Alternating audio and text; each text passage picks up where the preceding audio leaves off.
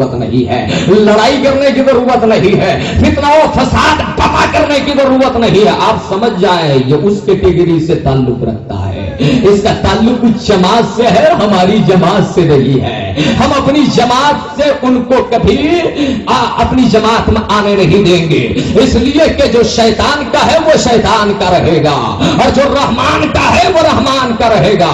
حضرات، پروردگار کے پیارے حبیب کی آمد ہو رہی ہے۔ سب سے پہلے آپ کے نور کو رب قدیر نے بنایا ہے، لیکن اخیر میں بھیجا جا رہا ہے۔ حضرات یہ کہتے ہیں مصطفیٰ نور نہیں ہے، تو ایک بات بتا دوں، آل رسول بیٹھے ہیں، ان کی نظر سے مصطفیٰ تمہیں نور سمجھ میں نہیں آئیں گے۔ اگر مصطفیٰ کا نور دیکھنا ہو تو مصطفیٰ کا نور بعد میں دیکھنا۔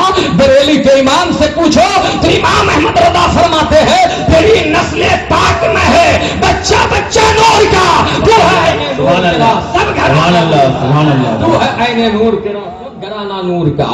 حضرات یہ مصطفیٰ کے گھر والے بھی نور ہے، رب قدیر نے اس نور کو بنایا، اور اس نور کے صدقے زمین بنائی گئی، آسمان بنایا گیا، ذرے بنائے گئے، آفتاب و مہتاب بنائے گئے، کائنات کے ہر ذرے اور ٹکڑے کو رب نے وجود بخشا ہے۔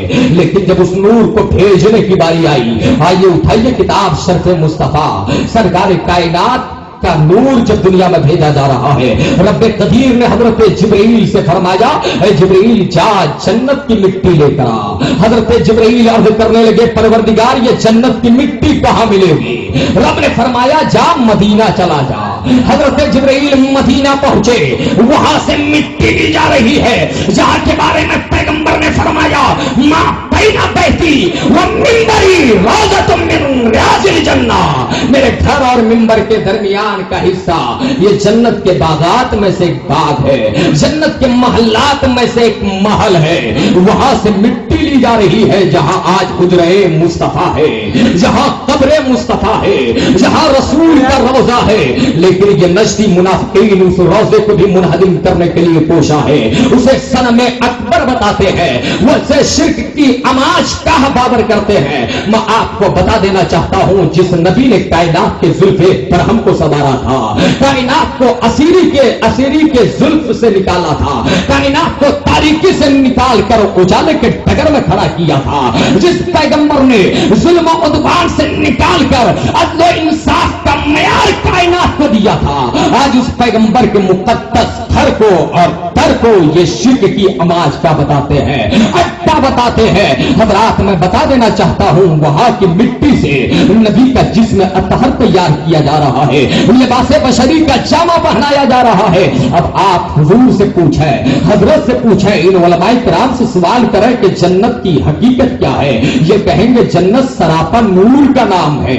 تو گویا مصطفیٰ جب لباس بشری کا جامہ نہیں پہنے تھے تب بھی نور تھے، جب لباس بشری کا جامہ پہنا کر بھیجا جا رہا ہے تب بھی نور ہے۔ یہ میرے مصطفیٰ کا مقام ہے۔ اعلیٰ حضرت فرماتے ہیں فرش والے تیری شوکت کا علو کیا جانے، مصطفیٰ عرش پہ اڑتا ہے فریب آتی ہے۔ سبحان اللہ، نعرہ تکبیر، نعرہ رسالت، جشن میلاد النبی، عشق و محبت، عشق و محبت۔ خسروا عرش پہ اڑتا ہے فریرا تیرا۔ حضرات نور تھے اور اسی نور کو بھیج دیا گیا، اس لیے بھیجا گیا نا کہ مصطفیٰ جان رحمت کو لباس بشری کا جامہ پہنا کر اس لیے بھیجا گیا تاکہ آپ ان سے قریب ہو، آپ کو ہدایت ملے، آپ کو نجات ملے، آپ کو راہ مستقیم کا پتہ ملے، آپ کو رب کی ربوبیت کا پتہ ملے، آپ کو خدا کی بندگی کا سراغ مل سکے، اس لیے لباس بشری کا جامہ پہنا کر بھیجا گیا۔ لیکن جامہ پہنا کر بھیجا گیا لیکن رب نے تنبیہ فرما دیا جو میں برہان بھیج رہا ہوں، جو میں دلیل بھیج رہا ہوں، جو میں نور بھیج رہا ہوں، یا ایھا الذین آمنوا، یا ایھا الذین آمنوا لا تقدموا بین یدی اللہ ورسولہ، اے ایمان والو اللہ اور اس کے رسول سے آگے بڑھنے کی کوشش مت کرنا، ہوگا. میں جو نور بھیج رہا ہوں ان کا مقام یہ ہے لا تجعلوا دعاء رسول کدعاء بعضکم بعضا. تم رسول کو ایسے مت پکارنا جیسے اپنے آپس میں ایک دوسرے کو پکارتے ہو. حضرات لباس بشری کا جامہ پہنا کر بھیجا لیکن قرآن نے تنبیہ کر دیا کہ اپنے جیسے مت سمجھنا. یہ قرآن کہہ رہا ہے. لیکن تھانہ بھون کا بے ایمان مولوی یہ کہتا ہے نبی ہماری طرح تھے, نبی ہمارے جیسے ہیں. حضرات خدا جب چھین لیتا ہے عقلیں چھین لیتا ہے. انہیں ان کا عقیدہ مبارک ہو. اعلیٰ حضرت نے تو یہاں تک کہہ دیا اور تم پہ میرے آقا کی عنایت سے ہی نشری و کلمہ پڑھانے کا بھی احسان گیا. نشری و کلمہ پڑھانے کا بھی احسان گیا. اور بریلی کے امام کے پیغام پر آج بھی اگر یہ عمل کر لیں تو نجات مل سکتی ہے, زندگی سنور سکتی ہے, آخرت میں رب کی مرضی مل سکتی ہے, مصطفیٰ کی شفاعت مل سکتی ہے. اعلیٰ حضرت فرماتے ہیں آج نے ان کی پناہ, آج مدد مانگ ان سے, کل مانیں گے پھر قیامت میں گرمان گیا, کل مانیں گے پھر قیامت میں گرمان گیا. اور اعلیٰ حضرت سرکار نے ایک عقیدے کی زبان دی ہے, عقیدے کا ذہن دیا ہے, عقیدے کا مزاج دیا ہے. فرماتے ہیں یا رسول اللہ میرا تک تو نادر دہر ہے, کوئی مثل ہو تو مثال دے. نہیں کوئی کے باتوں میں ڈالیا کہ چمن میں سرو جما رہی, کہ چمن میں سرو جما رہی. حضرات یہ مصطفیٰ برہان بن کر آ رہے ہیں اور برہان کا یہ عالم ہے کہ اس دلیل کو چھوڑے بغیر کوئی چارہ نہیں ہے. رب نے فرمایا ولو انہم ظلموا انفسہم جاؤکا فاستغفروا اللہ واستغفر لہم الرسول لوجدوا اللہ توابا رحیما. کہ اگر تم گناہ کرو, اگر تم ظلم کرو, اگر تم پاپ کرو, خطا کرو تو اس دلیل کی بارگاہ میں رجوع کرو. اگر تم سے گناہ ہو جائے تو بارگاہ مصطفیٰ میں آ جاؤ, یہ ایسی دلیل ہے.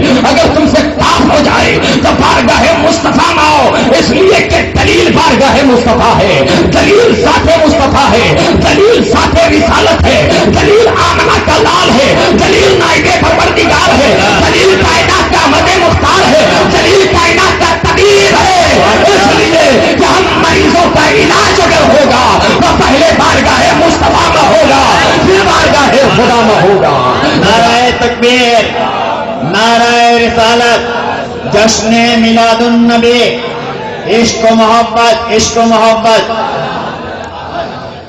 بارگاہ مصطفیٰ میں آپ نے ظلم کر لیا, پہنچ گئے دلیل کی بارگاہ میں, پہنچ گئے اپنے دعوے کے اس بات کے لیے, گناہوں کی معافی کے لیے, استغفار کے لیے نبی کی چوکھٹ پر پہنچے.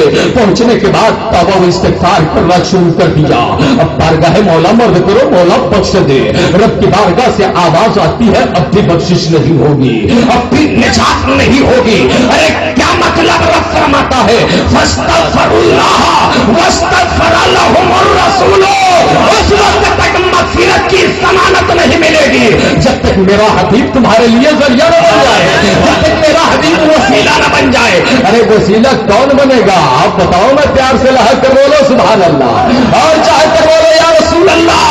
وسیلہ وہی بنے گا جو زندہ ہوگا, مردہ نہیں بن سکتا. سفارش وہی کرے گا جو زندہ ہوگا, واسطہ وہی بنے گا جو زندہ ہوگا. ارے ذرا قرآن کی اس آیت پہ غور کر لیے ہوتے جو کہتے ہیں نبی مر کر مٹی میں مل گئے. ماشاء اللہ یہ آیت بتا رہی ہے کہ مصطفیٰ کل بھی زندہ تھے, آج بھی زندہ ہے, قیامت تک زندہ رہیں گے.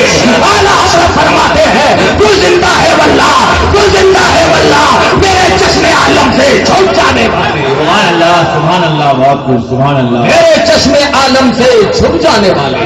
اور امام عشق مفا نے تو دوسرے مقام پر یہاں تک فرما دیا انبیاء کو بھی اجل آنی ہے مگر ایسی کہ فقط آنی ہے, پھر اسی آن کے بعد ان کی حیات مثل شادی وہی جسمانی ہے.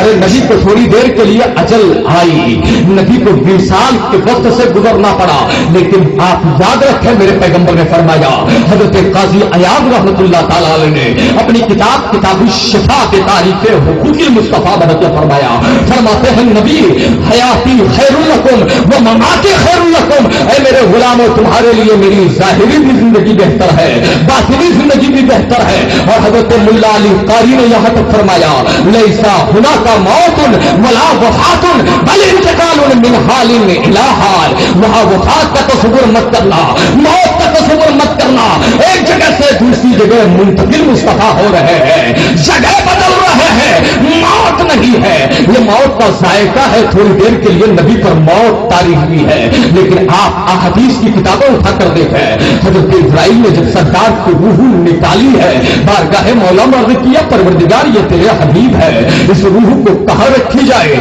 اس لیے کہ ان کے درجوں کے حساب سے روحیں رکھی جاتی ہے عالم برزخ میں۔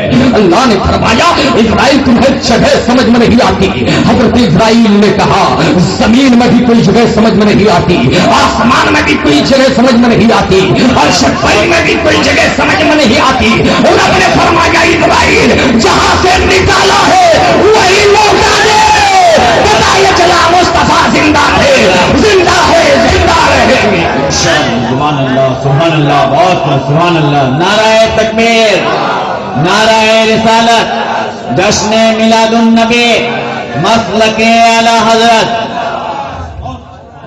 لوٹا دی گئی، اور لوٹانے کا انداز یہ ہے، نبی خود فرماتے ہیں ان اللہ حرم علی الارض ان تاکل اسد الانبیاء فنبی اللہ حی وہو یرزق۔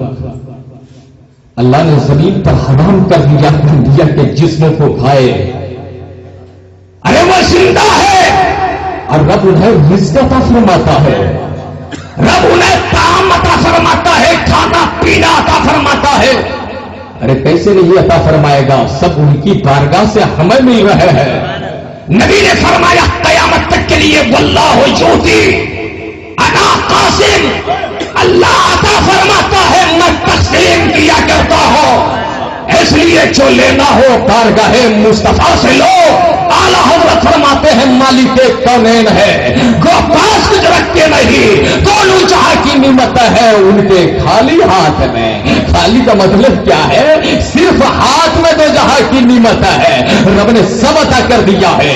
اگر گناہوں کی معافی لینی ہو تو اس بارگاہ میں آؤ، اگر عطاؤں کا حقدار ٹھہرنا ہو تو اس بارگاہ میں آؤ، اگر نوازشات چاہتے ہو تو اس بارگاہ میں آؤ، اگر فلاح چاہتے ہو تو اس بارگاہ میں آؤ، اگر سفریابی چاہتے ہو تو اس بارگاہ میں آؤ، اگر نجات چاہتے ہو تو اس بارگاہ میں آؤ، اگر کائنات میں حکمرانی چاہتے ہو تو اس بارگاہ میں آؤ، اگر کچھ بھی لینا ہے تو بارگاہ مصطفیٰ میں آؤ۔ اس لیے تو اعلیٰ حضرت فرماتے ہیں واہ کیا جود و کرم ہے، شہ بتا تیرا نہیں سنتا ہی نہیں مانگنے والا تیرا، نہیں سنتا ہی نہیں مانگنے والا تیرا۔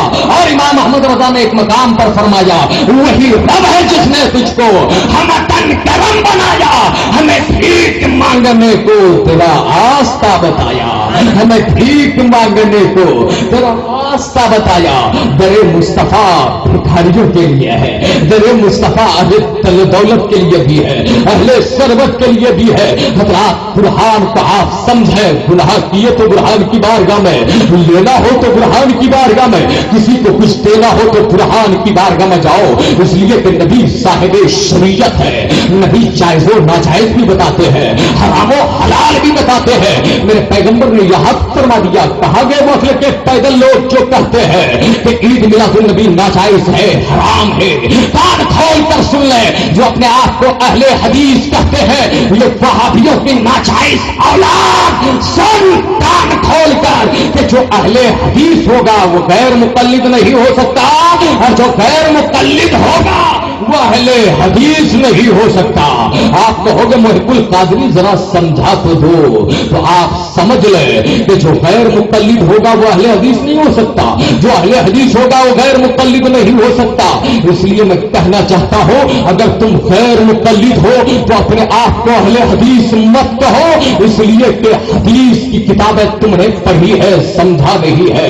اگر تو غیر مقلد ہے اور اپنے آپ کو اہل حدیث کہتا ہے تو کیا تمہاری مائیں اتنی پارسا ہے؟ تم نے نبی کی توہین کر لی، نبی کو برا بھلا کہہ دیا، لیکن تمہاری مائیں اس قدر عبادت گزار ہے کہ جو بھی بیٹا پیدا ہوتا ہے وہ یہ جان کر پیدا ہوتا ہے یہ حدیث صحیح ہے، یہ غیر صحیح ہے، یہ حسن ہے، یہ غیر حسن ہے، وہ کہے گا نہیں نہیں یہ تو ہم اپنے علماء کے بتانے سے مانتے ہیں، تو آپ سینہ ٹھوک کر کہہ دو ارے علماء کے بتانے سے مان جانے کا نام ہی تو تقلید ہے، پھر تم غیر مقلد کہاں رہے؟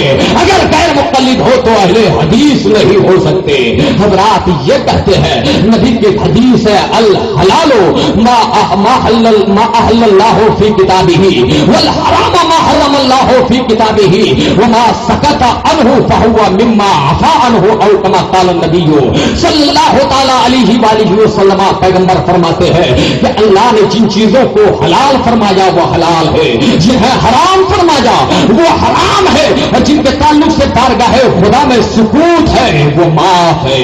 اگر عید میلاد النبی پر قرآن میں کوئی آیت صراحت کے ساتھ نہیں ہے, حدیث میں اگر نہیں ہے, حضرات آپ ایک چیز یاد رکھیں, قرآن میں بھی ہے حدیث میں بھی ہے, فرض کر لیا جائے اگر نہیں ہے تو تمہیں کس نے حق دے دیا کہ جسے خدا کچھ نہیں کہتا تم اسے ناجائز کہو, جن کے بارے میں خدا نے کوئی حکم ظاہر نہیں فرمایا تم اسے حرام کہو. یہ خدا کی ذات پر افطرا ہے, یہ خدا کی ذات پر بہتان ہے, یہ خدا کی ذات پر تہمت ہے, یہ خدا کی ذات پر الزام تراشی ہے.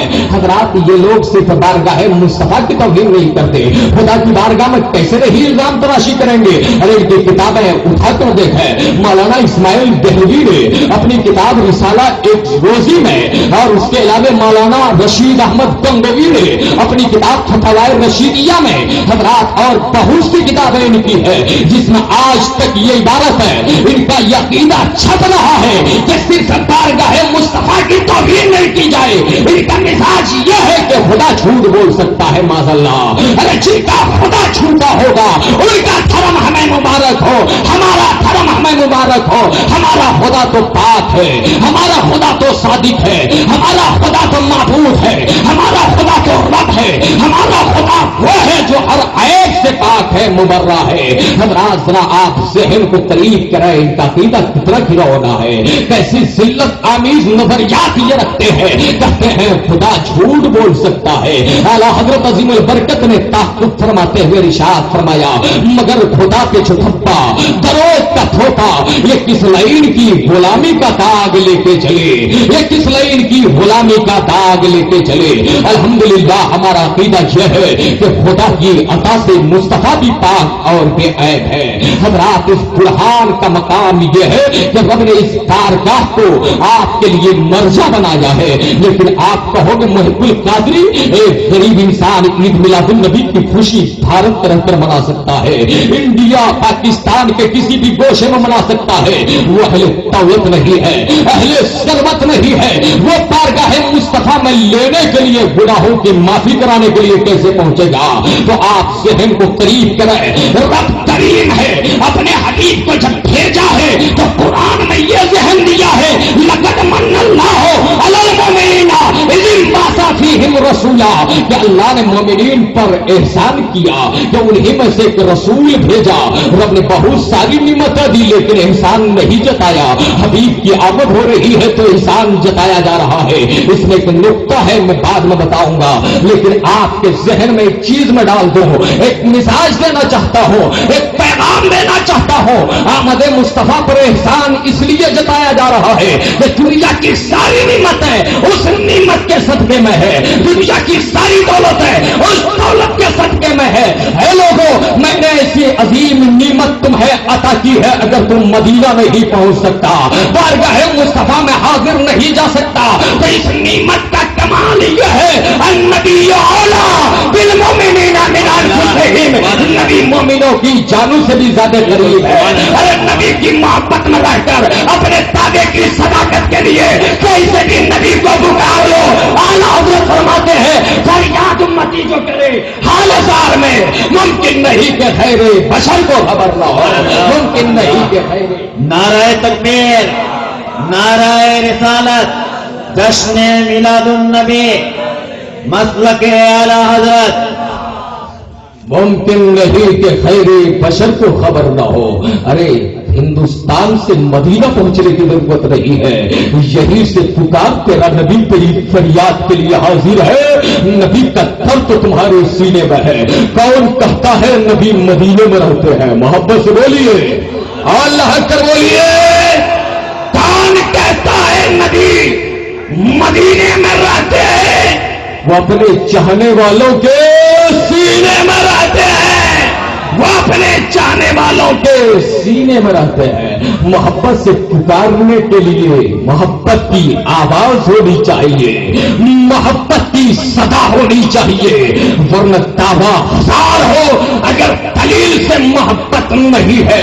एक इंसान कुछ दावा करे, दलील का मुतलाशी बनकर डगर डगर घूमता रहता है। एक आलिम दावा करे, हजरत मौलाना मुफ्ती फैयाज साहब का अगर दावा हो, दावे की दलील न मिल पाए तो हजरत मौलाना मुश्ताक जिलानी की बारगाह में हाजिरी देगा। वहां जवाब न मिल पाए तो वो हजरत अल्लामा गुलाम रसूल की बारगाह में हाजिरी देगा। वहां जवाब न मिल पाए हुजूर निज़ामे मिल्लत की बारगाह में हाजिरी देगा।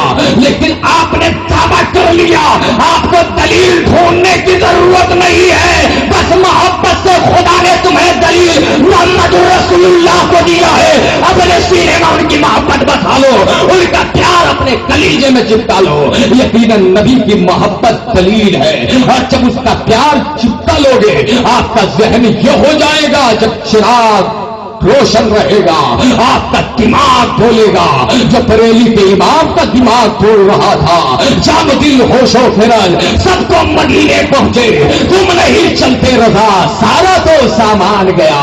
आपका दिल वही बोलेगा, जान है इसके मुस्तफा रोज फजू करे खुदा, जिसका हो दर्द का मजा ना से दवा उठाए क्यों, ना से दवा उठाए क्यों। हजरात इस अजीम बुरहान को समझने के लिए आप कुरान पढ़ो, हदीस पढ़ो, अपने बुजुर्गों से अपना ताल्लुक इस्तवार रखो, रिश्ता मजबूत करो, तब जाकर मकाम मुस्तफा समझ में आएगा, तब जाकर अजमत रिसालत के चलवे समझ में आएंगे, तब जाकर के नबीयत कौनैन की मोहब्बत समझ में आएगी, तब जाकर के आमना के लाल का मर्तबा समझ में आएगा। इसलिए कि उनका मर्तबा इतना ऊंचा है कि बजुज सत्तार किसी ने समझाई नहीं है, बजुज गफ्फार किसी ने समझाई नहीं है, बजुज मौलाए कदीर किसी ने समझाई नहीं है। अरे उनका मकाम इतना ऊंचा है, इतना ऊंचा है, इतना बुलंद है, इतना बुलंद है कि कुरान कहता है वरफाना लका जिक्र, हबीब हमने आपके जिक्र को बुलंद किया है। जब कुछ नहीं था उनका जिक्र हो रहा था। अरे ये कुछ तो बाद में हुआ, जमीनो जमा तुम्हारे लिए, मकीनो मकान तुम्हारे लिए, चुनीनो चुना तुम्हारे लिए, बने तो जहां तुम्हारे लिए। वो जो न थे तो कुछ न था, वो जो न हो तो कुछ न हो, जान है वो जहान की, जान है तो जहान है। हजरात एक चीज मर्द कर रहा था, सारी निमत मुस्तफा के सबके में है, और मुस्तफा एक अजीब निमत है। रब ने एहसान इसलिए जतलाया कि तुम इस एहसान को याद करते हुए मेरी निमतों को देखो तो अल्लाह का शुक्र अदा करो और मेरे नबी की फरमाबरदारी करो। तुम्हारे जहन में यह आ जाए कि रब ने हाथ दिया है तो मुस्तफा के सदके में, पैर दिया है तो मुस्तफा के सदके में, जबान दिया है तो मुस्तफा के सदके में, सांसें दी है तो मुस्तफा के सदके में, जलवतो खलवत मुस्तफा के सदके में, दौलतो सरबत मुस्तफा के सदके में, अमीरी व गरीबी मुस्तफा के सदके में। सबके सब गरीबी इसलिए कि बंदा तो शरीयत के हदों से न निकले, गरीबी मुस्तफा के सदके में इसलिए कि गरीब पहले जन्नत में जाएगा, अमीर बाद में जाएगा। और गरीबी मुस्तफा के सदके में इसलिए कि हम गरीबों को नाज होना चाहिए, सिलसिले चिश्तिया का राजा हम गरीबों का गरीब नवाज बनकर भारत आया है, हिंदुस्तान की धरती पर आया है। हजरात ये मुस्तफा के सदके में। और एहसान जताने में दूसरा नुक्ता यह है, आप दुनिया में किसी से प्यार करते हैं, मोहब्बत करते हैं, आपका मिजाज ये होता है जिन्हें मैं चाहता हूं सिर्फ मैं चाहूं, कोई दूसरा न चाहे। ये होता है कि नहीं? आप किसी से प्यार करो, दिल कहेगा मैं ही प्यार करूं, कोई दूसरा न करे। किसी से बात करते देख लिया, अपने महबूब पर तान करना शुरू कर दिया, ललकारना शुरू कर दिया। अरे मेरे महबूब फला डगर पे फला नगर में तुम फूला से बात कर रहे थे, कहीं तेरा प्यार बढ़ तो नहीं गया? अरे दुनिया दार की ये सोच होती है, लेकिन परवरदिगार ने एहसान इसलिए जताया, बंदो ये तेरा मिजाज होता है कि जिन्हें तुम चाहो उन्हें कोई न चाहे। मेरा महबूब वो है जिन्हें मैं एहसान बनाकर भेज रहा हूं, इन्हें मैं भी चाहता हूं, तुम भी चाहो। इसलिए तो आला हजरत फरमाते हैं, कसम खुदा की मैं तो मालिक ही कहूंगा, जाओ मालिक के हबीब, जानी महबूब نہیں میرا تیرا. سبحان اللہ. نعرہ تکبیر، نعرہ رسالت، جشن میلاد النبی. عشق و محبت، عشق و محبت. یعنی محبوب و محب میں نہیں میرا تیرا. اور میں انہیں اتنا چاہتا کہ اگر میری چاہتوں کو تم چاہتے ہو تو تم مجھے ڈائریکٹ نہیں چاہ سکتے. پہلے انہیں چاہو، پہلے ان کے طرف سے اپنے رشتے کا مضبوط کرو. اس لیے کہ میں یطیع الرسول فقط اطاع اللہ.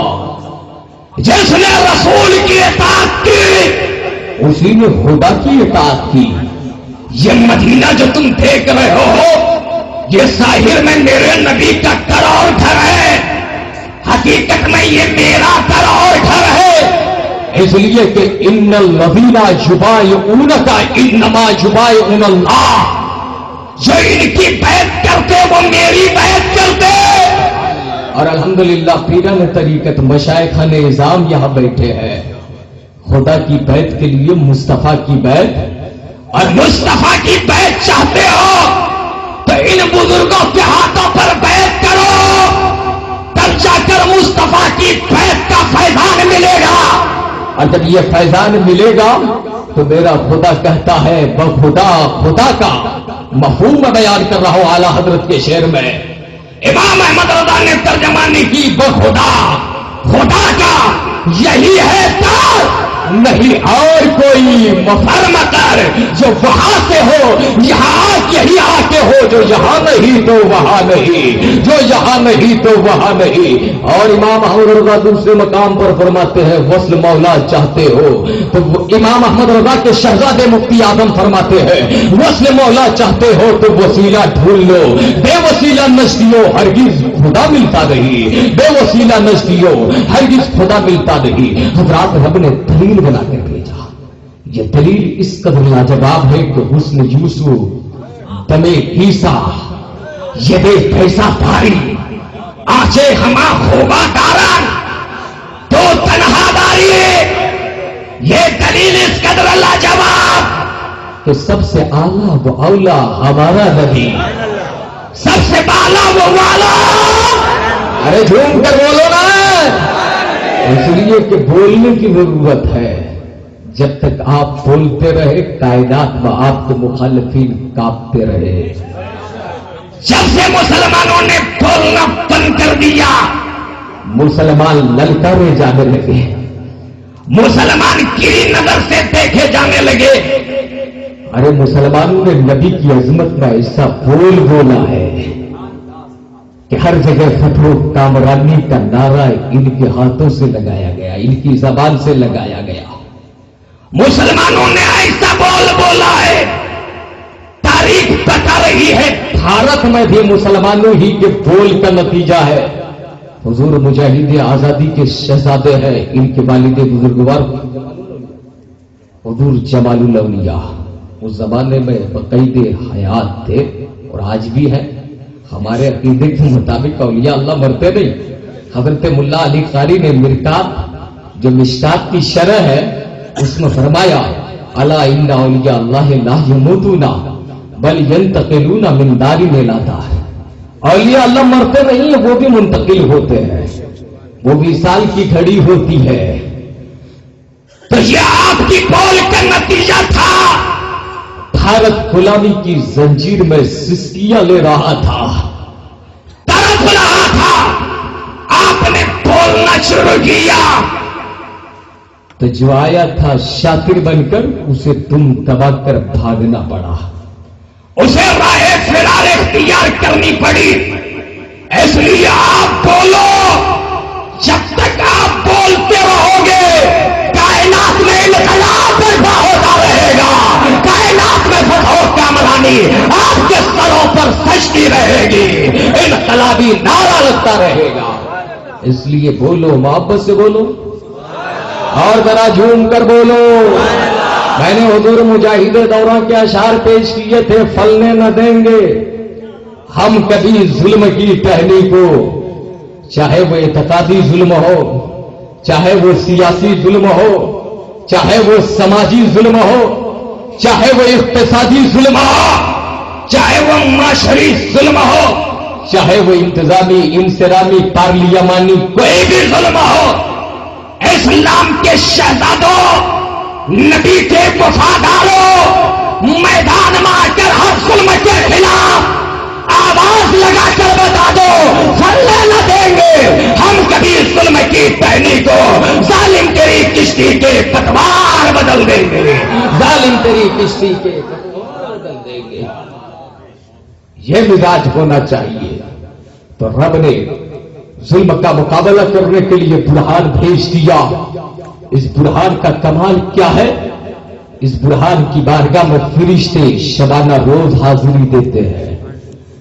یہ برہان جہاں جلوہ گر ہے، حضرت محقق علی الاطلاق شیخ عبدالحق محدث دہلوی نے فرمایا، یہ وہ محدث دہلوی ہے جن کے خانوادے میں اسماعیل دہلوی جیسا ناپاک بیٹا پیدا ہوا تھا۔ یہ اسماعیل بگڑ گیا۔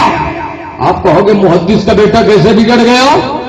ارے میدان کربلا میں میرے حسین نے جن کا مقابلہ کیا تھا وہ تو صحابی کا بیٹا تھا، وہ کیسے بگڑ گیا تھا؟ حضرات شیخ عبدالحق فرماتے ہیں کہ ساری روئے زمین میں، یہاں تک کہ عرش اعظم سے بھی افضل اگر کوئی جگہ ہے تو وہ نبی کا روضہ ہے، جہاں سے نبی کا چشم مبارک ٹچ کیا ہوا ہے، جہاں نبی کا جسم مبارک ہے، گویا نبی کا مقام اتنا اونچا ہے۔ یہی تو ورفعنا لک ذکرک ہے، یہی تو وہ بارگاہ ہے کہ لا ترفعوا اصواتکم فوق صوت النبی، نبی کی آواز کے سامنے اپنی آواز کو اونچی مت کرو۔ جب نبی دنیا سے جانے لگے، قبر انور شریف کے کھودنے میں اختلاف ہوا۔ ابن ماجہ کتاب الجنائز، صاحب ابن ماجہ فرماتے ہیں صحابہ کرام میں اختلاف رونما ہوا تو حضرت عمر نے للکارتے ہوئے کہا، کیا تم نے قرآن کا حکم نہیں سنا؟ لا ترفعوا اصواتکم فوق صوت النبی۔ گویا عمر یہ ذہن دے رہے ہیں اب بھی چلاؤ مت، نبی نے آنکھیں بند کی ہے، نبی مرے نہیں ہے، نبی زندہ ہے، نبی نعرہ تکبیر، نعرہ رسالت، جشن میلاد النبی، مسلک اعلی حضرت۔ اور اس بارگاہ کو گرانے والے کہتے ہیں بعد میں لوگوں نے مزار تعمیر کیا، بعد میں عمارت بنوائی، بعد میں گنبد بنوایا جو ناجائز ہے، بدعت ہے۔ بخاری پڑھتے ہیں، بے عشق نبی جو پڑھتے ہیں بخاری، ہائے ہائے ہائے، بخار تو آتا ہے انہیں، بخاری نہیں آتی۔ بخاری شریف کہ غالباً وہی کتاب الجنائز میں نے اپنے ایک مضمون میں اس روایت کو نقل بھی کیا۔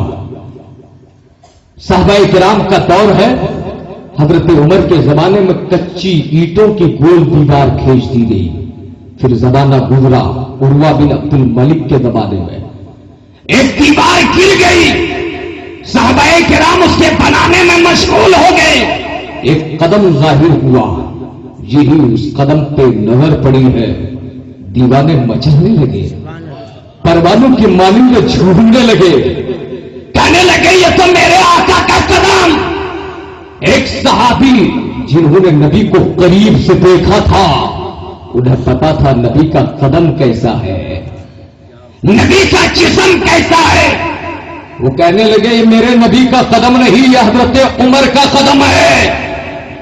ارے عشق کا یہ عالم ہے کہ قدم دیکھ کر کہہ رہے ہیں یہ میرے مصطفیٰ کا قدم نہیں۔ حضرات پھر وہ دیوار کھڑی کر دی گئی۔ بات کیا سمجھ میں آ رہی ہے کہ مزار پاک کی تعمیر یہ صحابہ کی سنت ہے، وہ سب صحابی تھے، وہابی نہیں تھے جو دیوار گرنے کے بعد دوبارہ بنا رہے تھے۔ اس لیے کوئی وہاں قتل حملہ کرنے کی کوشش نہ کرے۔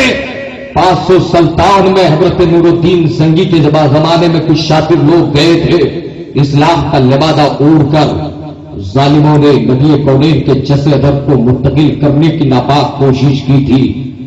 پیغمبر نے حضرت نور الدین زنگی کو خواب میں فرمایا تھا، بچا میرے گنبد کو بچا، میری غلامی کا ثبوت دے۔ یہ گئے تھے، دونوں قتل کر دیے گئے تھے۔ ایک زمانہ وہ آیا، کچھ شاطر لوگ گئے، وہاں کا جو مالک تھا، خادم تھا، اس کو راضی کیا پیسے دے کر، رشوت دے کر۔ مسلمان آج رشوت کے چکر میں عدالتوں میں جھوٹ بولنے لگے، حرام خوری کرنے لگے، ناجائز کاموں کا ارتکاب کرنے لگے۔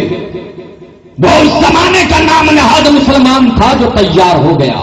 کچھ لوگ سازش کے تحت پہنچے تھے نبی کا جسم کہیں منتقل کر دیں، لیکن تاریخ بتاتی ہے جو ہی یہ روزے انور کے اندر گھسے، زمین نے انہیں نکل لیا، یہ ایسے غائب ہوئے کہ ان کا وجود سے ختم ہو گیا۔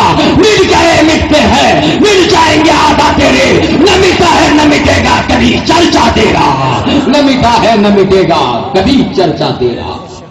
اور اعلی حضرت فرماتے ہیں خاک ہو جائے عدو جل کر، مگر ہم تو رضا، دم میں جب تک دم ہے ذکر ان کا سناتے جائیں گے، دم میں جب تک دم ہے ذکر ان کا سناتے جائیں گے۔ یہ وہ عظیم بارگاہ ہے، اس بارگاہ کے تعلق سے قرآن نے کتنا ادب بتایا۔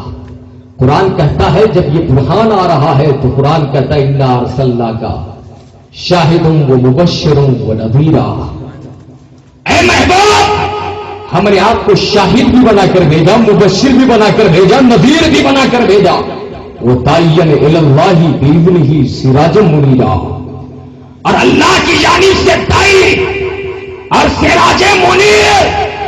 چاند سے قرآن نے تشبیہ نہیں دی، سراج منیرا کا قمر منیرا نہیں کہا، اس لیے کہ علماء فرماتے ہیں چاند کا یہ اپنا نور نہیں ہے، یہ تو عکس لیتا ہے سورج سے، صدقے میں سورج کے روشن کرتا ہے کائنات کو۔ قرآن میں رب نے بتا دیا کہ یہ سورج سے میں نے اس لیے تشبیہ دی، لیکن سورج میں اور میرے حبیب میں بہت بڑا فرق ہے۔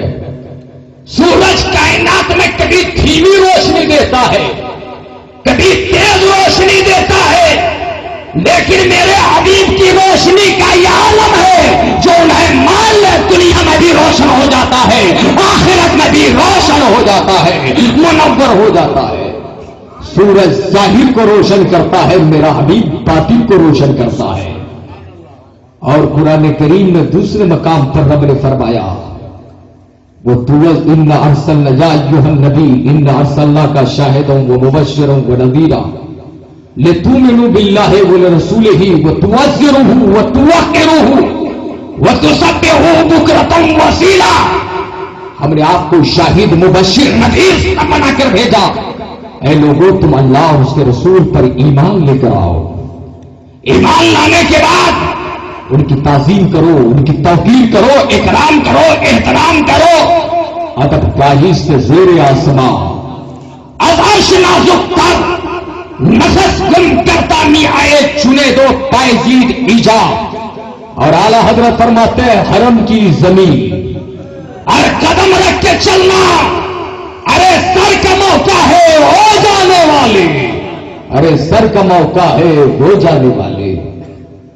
ادب کا یہ معیار بتایا حضرت اسماعیل حقی رحمت اللہ علیہ نے توقرو کی تفسیر یہ بیان فرمائی کہ یہاں نبی کی میلاد بھی ہے، احترام میں اکرام میں نبی کی میلاد بھی ہے، تو نبی کی میلاد ہر زمانے میں لوگوں نے منایا۔ حضرت امام قسطلانی نے مواہب اللدنیہ میں، حضرت شیخ عبدالحق محدث دہلوی نے ما سبقہ کی سنہ میں نقل فرمایا لا زال اہل الاسلام یحتفلون بشہر مولدہ، یعنی مسلمانوں میں ہمیشہ سے یہ طریقہ رائج رہا ہے، وہ نبی کی میلاد مناتے رہے ہیں، مناتے رہیں گے قیامت تک۔ حضرات یہ نبی کی میلاد ہے، یہ نبی کی ولادت ہے۔ آپ کو مغالطے میں ڈالنے کے لیے یہ بدعقیدے یہ وہابڑا یہ کہتے ہیں نبی کی ولادت کی تاریخ 12ویں تاریخ نہیں ہے بلکہ وفات کی تاریخ ہے. تو آپ ذہن میں نوٹ کر لیں, آپ تاریخ طبری اٹھا کر دیکھیں, ابن خلدون اٹھا کر دیکھیں, سیرت ابن ہشام اٹھا کر دیکھیں, بدعقیدوں کے پیشوا دیوبندی جماعت کے مولانا اشرف علی تھانوی کی کتاب نشر الطیب اٹھا کر دیکھیں, اور ان وہابیوں کے مقتدا جناب نواب حسن صدیق بھوپالی کی کتاب, یہ بھوپال قریب ہی میں ہے, اس کی کتاب الشمامۃ العنبریہ اٹھا کر دیکھیں. حضرات ساری کتابوں میں ولادت کے تعلق سے کوئی اختلاف نہیں ہے, اگر ہے تو معمولی ہے. سب نے کہا ہے 12ویں تاریخ کو نبی کی آمد ہو رہی ہے, لیکن وفات کے تعلق سے ہزاروں اختلافات موجود ہیں. ہم نبی کی وفات کی تاریخ نہیں مناتے, ولادت کی تاریخ مناتے ہیں. اور میرا نبی تو وفات کا تصور کیا, نبی تو زندہ تھے, زندہ ہے, زندہ رہیں گے. اس لیے کہ دلیل ہمیشہ سینے سے لگائے رکھو. اگر دلیل غائب ہے, آپ نے انہیں مردہ سمجھ لیا تو سمجھیے دلیل آپ کے پاس نہیں ہے. حضرات ایک ایگزامپل کی روشنی میں آپ کو بتا دوں, آپ زمین خریدتے ہیں, زمین خرید لیے, خریدنے کے بعد رجسٹری آفس پہنچے, آپ نے رجسٹرڈ کرایا اپنی زمین کو, کاغذات بنوائے, زمین آپ نے خریدی, یہ دعویٰ, جو کاغذ بنوایا وہ دلیل. اب زمین کاغذ